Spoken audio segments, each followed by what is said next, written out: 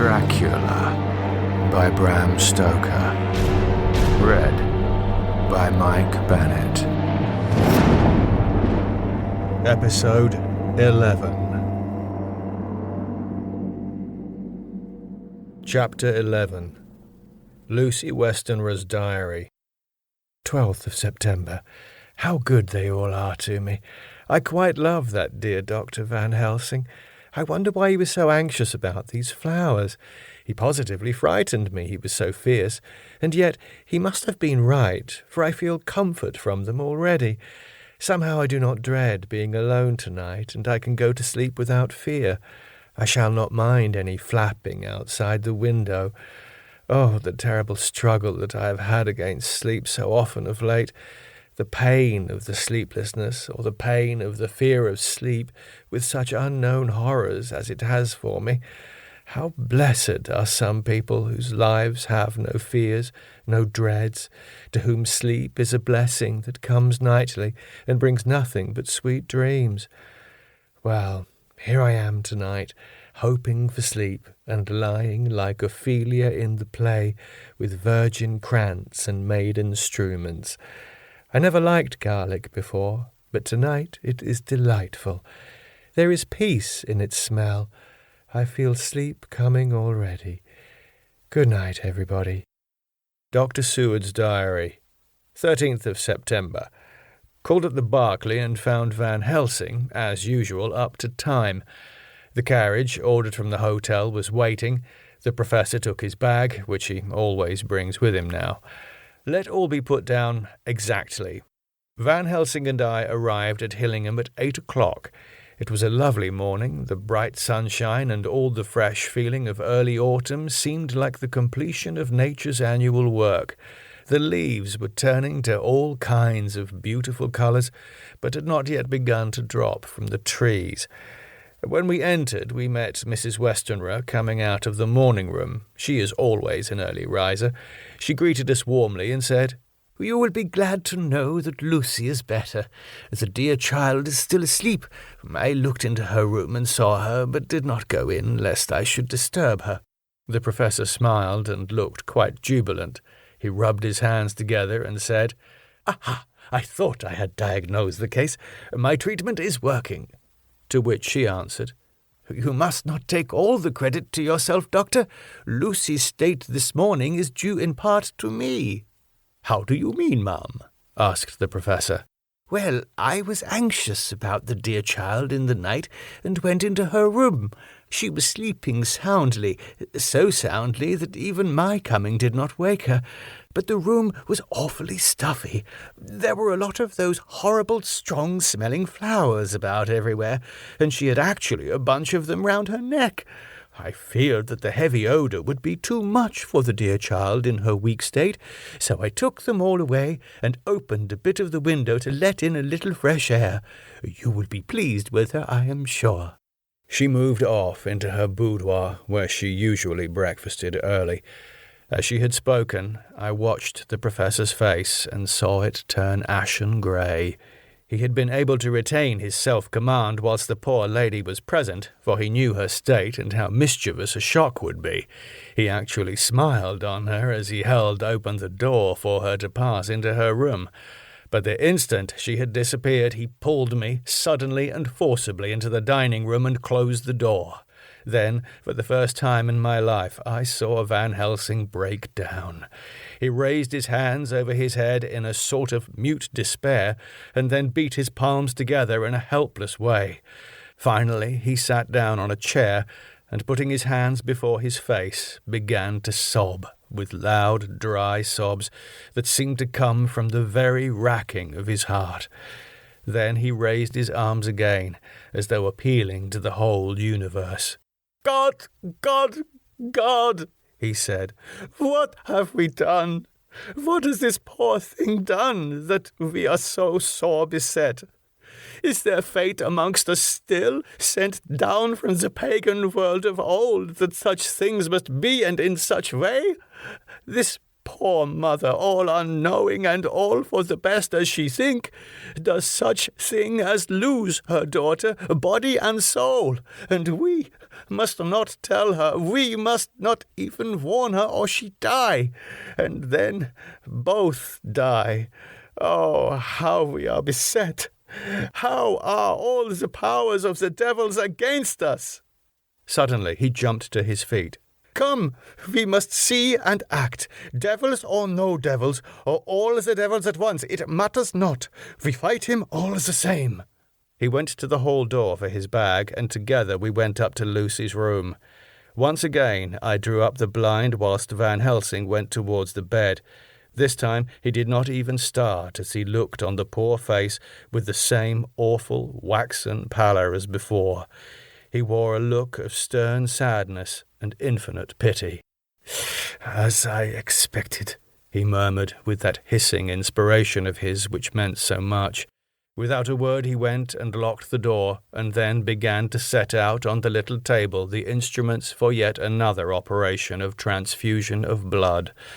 I had long ago recognized the necessity and began to take off my coat, but he stopped me with a warning hand. "No," he said, "today you must operate. I shall provide. You are weakened already." As he spoke, he took off his coat and rolled up his shirt sleeve. Again the operation, again the narcotic, again some return of colour to the ashy cheeks and the regular breathing of healthy sleep. This time I watched whilst Van Helsing recruited himself and rested. Presently he took an opportunity of telling Mrs. Westenra that she must not remove anything from Lucy's room without consulting him, that the flowers were of medicinal value, and that the breathing of their odour was part of the system of cure. Then he took over the care of the case himself, saying that he would watch this night and the next and would send me word when to come. After another hour, Lucy waked from her sleep, fresh and bright, and seemingly not much worse for her terrible ordeal. What does it all mean? I am beginning to wonder if my long habit of life amongst the insane is beginning to tell upon my own brain. Lucy Westenra's diary. 17th September. 4 days and nights of peace. I am getting so strong again that I hardly know myself. It is as if I had passed through some long nightmare, and had just awakened to see the beautiful sunshine and feel the fresh air of the morning around me. I have a dim half-remembrance of long, anxious times of waiting and fearing, darkness in which there was not even the pain of hope to make present distress more poignant, and then long spells of oblivion, and the rising back to life as a diver coming up through a great press of water. Since, however, Dr. Van Helsing has been with me, all this bad dreaming seems to have passed away. The noises that used to frighten me out of my wits, the flapping against the windows, the distant voices which seemed so close to me, the harsh sounds that came from I know not where and commanded me to do I know not what, have all ceased. I go to bed now without any fear of sleep. I do not even try to keep awake. I have grown quite fond of the garlic, and a boxful arrives for me every day from Haarlem. Tonight Dr. Van Helsing is going away, as he has to be for a day in Amsterdam. But I need not be watched. I am well enough to be left alone. Thank God, for mother's sake, and dear Arthur's, and for all our friends who have been so kind. I shall not even feel the change, for last night Dr. Van Helsing slept in his chair a lot of the time. I found him asleep twice when I awoke, but I did not fear to go to sleep again, although the boughs or bats or something napped almost angrily against the window panes. The Pall Mall Gazette, 18th of September. The Escaped Wolf. Perilous Adventure of Our Interviewer. Interview with the Keeper in the Zoological Gardens. After many inquiries and almost as many refusals, and perpetually using the words Pall Mall Gazette as a sort of talisman, I managed to find the keeper of the section of the Zoological Gardens in which the wolf department is included. Thomas Bilder lives in one of the cottages in the enclosure behind the Elephant House, and was just sitting down to his tea when I found him. Thomas and his wife are hospitable folk, elderly and without children, and if the specimen I enjoyed of their hospitality be of the average kind, their lives must be pretty comfortable. The keeper would not enter on what he called business until the supper was over and we were all satisfied. Then, when the table was cleared and he had lit his pipe, he said, "Now, sir, you can go on and ask me what you want. You'll excuse me for refusing to talk of professional subjects afore meals. I gives the wolves and the jackals and the hyenas in all our section their tea afore I begins to ask them questions."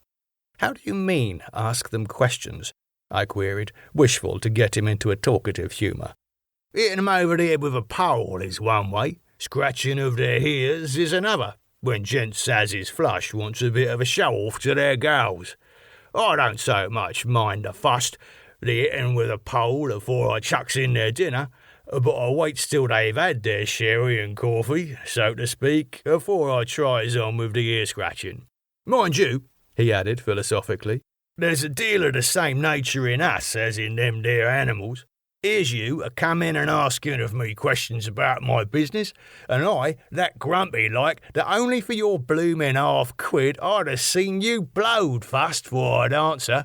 Not even when you asked me sarcastic-like if I'd like you to ask the superintendent if you might ask me questions. Without offence, did I tell you to go to hell?" "You did."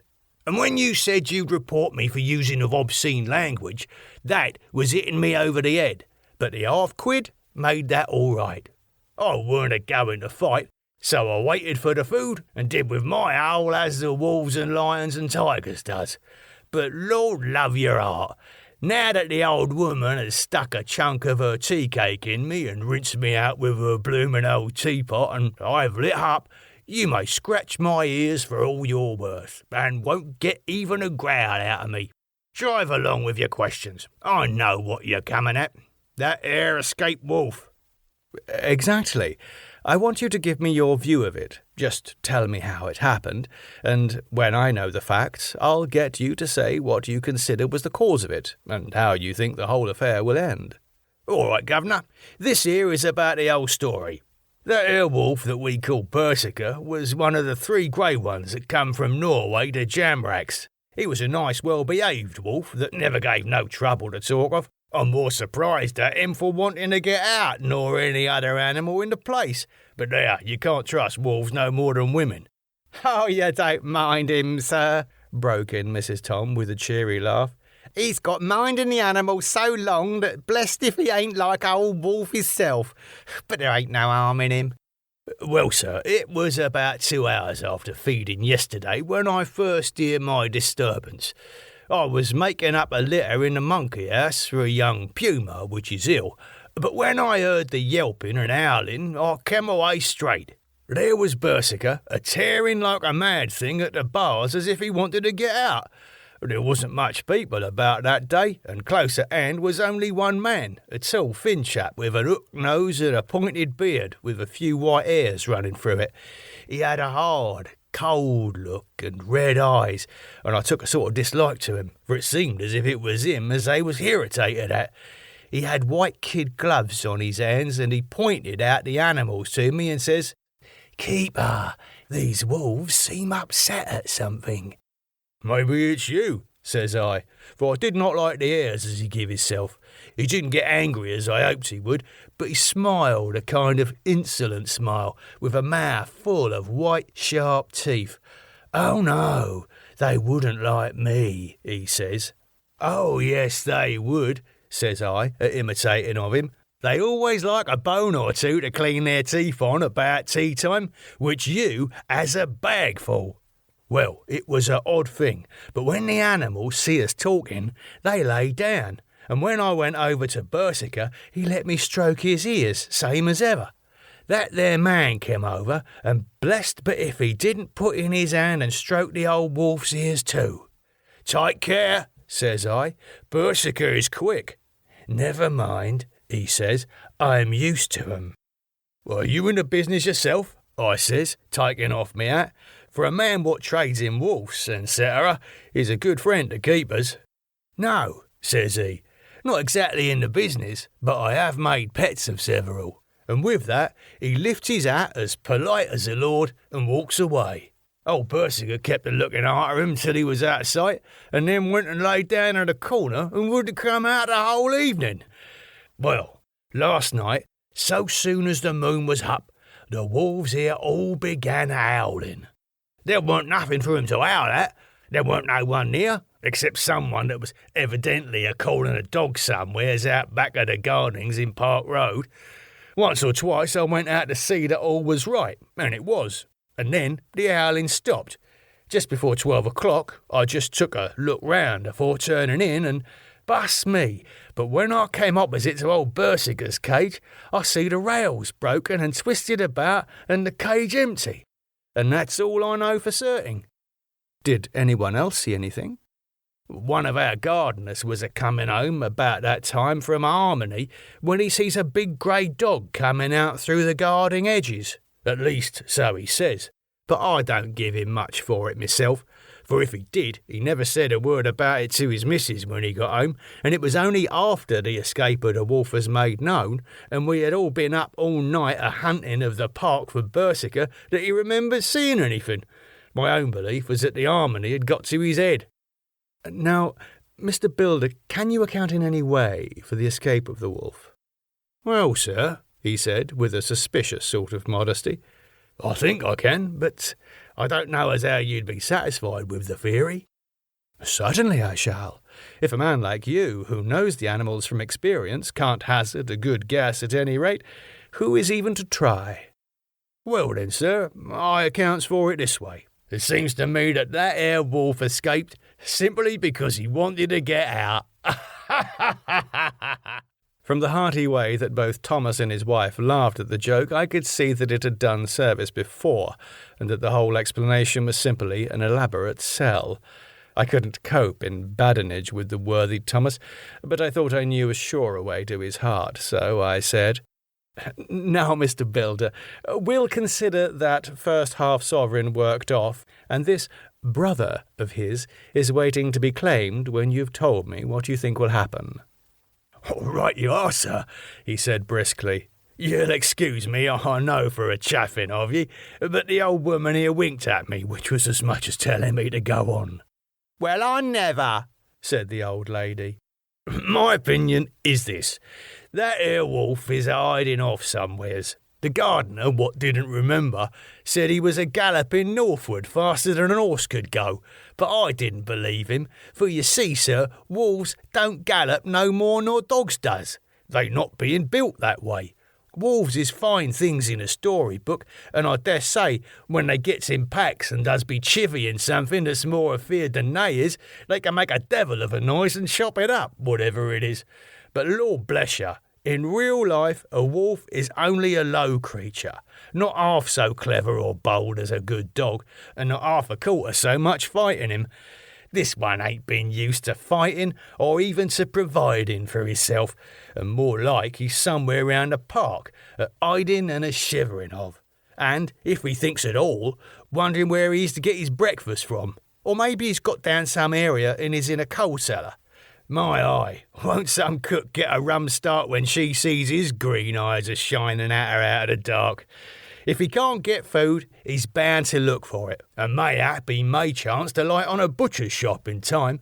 If he doesn't, and some nursemaid goes a-walking off with a soldier, leaving of the hinfant in the perambulator, well, then I shouldn't be surprised if the census is one babby the less. That's all. I was handing him the half-sovereign when something came bobbing up against the window, and Mr. Builder's face doubled its natural length with surprise. God bless me, he said, if there ain't old Bersiger come back by hisself. He went to the door and opened it. A most unnecessary proceeding, it seemed to me. I have always thought that a wild animal never looks so well as when some obstacle of pronounced durability is between us. A personal experience has intensified rather than diminished that idea. After all, however, there is nothing like custom, for neither Builder nor his wife thought any more of the wolf than I should of a dog. The animal itself was as peaceful and well-behaved as that father of all picture-wolves, Red Riding Hood's quondam friend, whilst moving her confidence in masquerade. The whole scene was an unutterable mixture of comedy and pathos. The wicked wolf that for half a day had paralysed London and set all the children in the town shivering in their shoes was there in a sort of penitent mood, and was received and petted like a sort of vulpine prodigal son. Old Builder examined him all over with most tender solicitude, and when he had finished with his penitent, said, "There, I knew the poor chap would get into some kind of trouble. Didn't I say it all along? Here's his head, all cut and full of broken glass. He's been getting over some blooming wall or other. It's a shame that people are allowed to top their walls with broken bottles. This here's what comes of it. Come along, Bersiger." He took the wolf and locked him up in a cage with a piece of meat that satisfied, in quantity at any rate, the elementary conditions of the fatted calf, and went off to report. I came off too to report the only exclusive information that is given today regarding the strange escapade at the zoo. Dr. Seward's Diary, 17th September. I was engaged after dinner in my study, posting up my books, which, through press of other work and the many visits to Lucy, had fallen sadly into arrear. Suddenly, the door was burst open, and in rushed my patient, with his face distorted with passion. I was thunderstruck, for such a thing as a patient getting of his own accord into the superintendent's study is almost unknown. Without an instant's pause, he made straight at me. He had a dinner knife in his hand, and as I saw he was dangerous, I tried to keep the table between us. He was too quick and too strong for me, however, for before I could get my balance he had struck at me and cut my left wrist rather severely. Before he could strike again, however, I got in my right, and he was sprawling on his back on the floor. My wrist bled freely, and quite a little pool trickled onto the carpet. I saw that my friend was not intent on further effort, and preoccupied myself binding up my wrist, keeping a wary eye on the prostrate figure all the time. When the attendants rushed in, and we turned our attention to him, his employment positively sickened me. He was lying on his belly on the floor, licking up, like a dog, the blood which had fallen from my wounded wrist. He was easily secured, and to my surprise went with the attendants quite placidly, simply repeating over and over again, "The blood is the life, the blood is the life." I cannot afford to lose blood just at present. I have lost too much of late for my physical good, and then the prolonged strain of Lucy's illness and its horrible phases is telling on me. I'm overexcited and weary, and I need rest, rest, rest. Happily, Van Helsing has not summoned me, so I need not forego my sleep. Tonight I could not well do without it.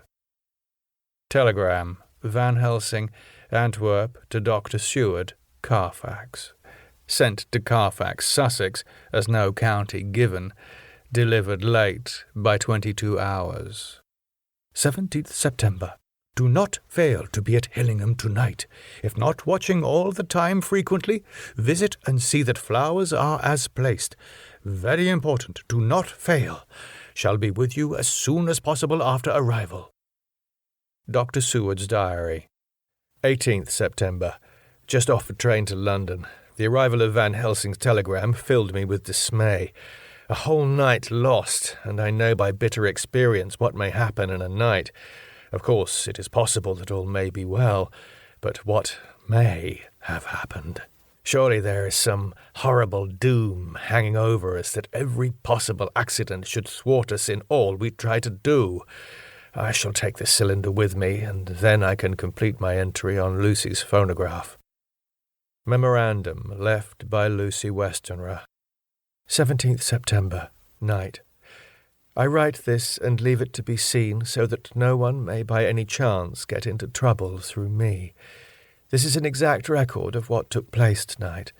I feel I am dying of weakness and have barely strength to write, but it must be done if I die in the doing. I went to bed as usual, taking care that the flowers were placed as Dr. Van Helsing directed, and soon fell asleep. I was waked by the flapping at the window, which had begun after that sleepwalking on the cliff at Whitby when Mina saved me, and which now I know so well. I was not afraid, but I did wish that Dr. Seward was in the next room, as Dr. Van Helsing said he would be, so that I might have called him. I tried to go to sleep, but could not. Then there came to me the old fear of sleep, and I determined to keep awake. Perversely, sleep would try to come then, when I did not want it, so, as I feared to be alone, I opened my door and called out, "Is anybody there?" There was no answer. I was afraid to wake Mother, and so closed my door again. Then, outside in the shrubbery, I heard a sort of howl, like a dog's, but more fierce and deeper. I went to the window and looked out, but could see nothing, except a big bat, which had evidently been buffeting its wings against the window. So I went back to bed again, but determined not to go to sleep. Presently the door opened, and Mother looked in. Seeing by my moving that I was not asleep, came in and sat by me. She said to me even more sweetly and softly than her wont, "I was uneasy about you, darling, and came in to see that you were all right." I feared she might catch cold sitting there, and asked her to come in and sleep with me, so she came into bed and lay down beside me. She did not take off her dressing-gown, for she said she would only stay a while and then go back to her own bed. As she lay there in my arms, and I in hers, the flapping and buffeting came to the window again. She was startled and a little frightened, and cried out, "What is that?" I tried to pacify her, and at last succeeded, and she lay quiet. But I could hear her poor dear heart still beating terribly. After a while there was the low howl again out in the shrubbery, and shortly after there was a crash at the window, and a lot of broken glass was hurled on the floor. The window blind blew back with the wind that rushed in, and in the aperture of the broken panes there was the head of a great, gaunt, grey wolf. Mother cried out in fright and struggled up into a sitting posture and clutched wildly at anything that would help her.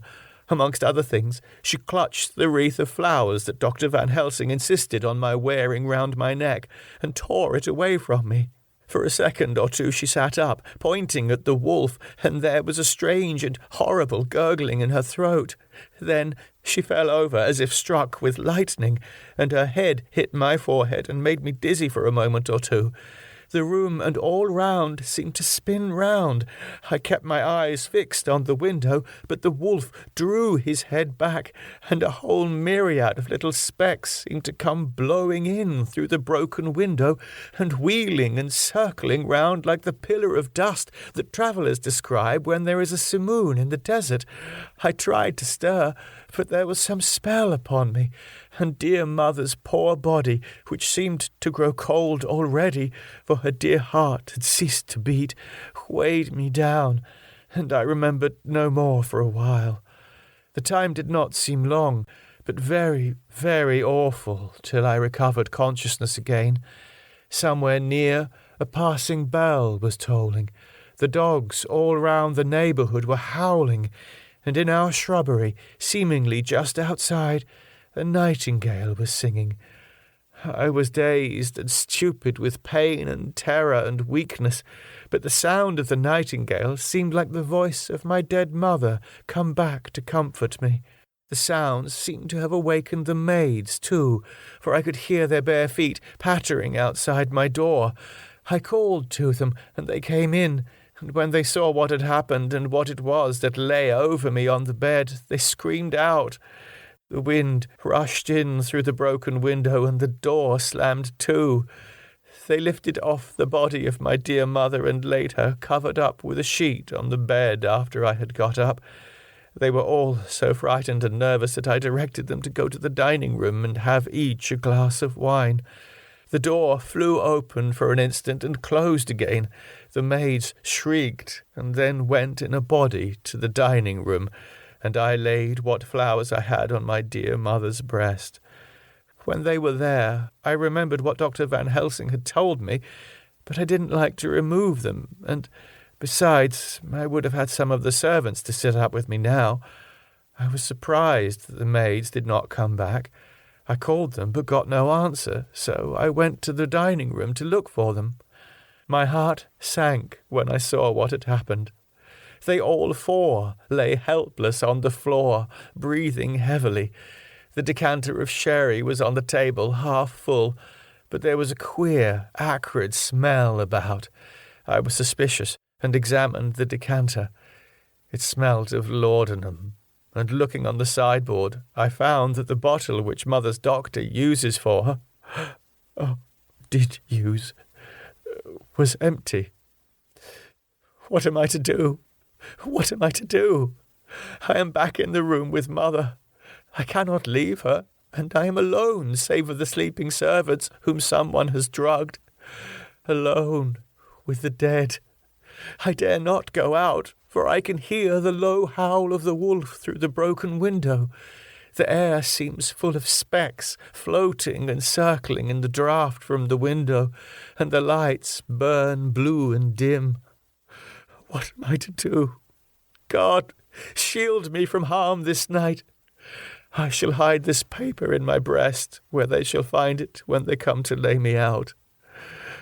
My dear mother, gone. It is time that I go too. Goodbye, dear Arthur, if I should not survive this night. God keep you, dear, and God help me. The music on the podcast is by Andrew Rothman. For more information, go to arothman.com.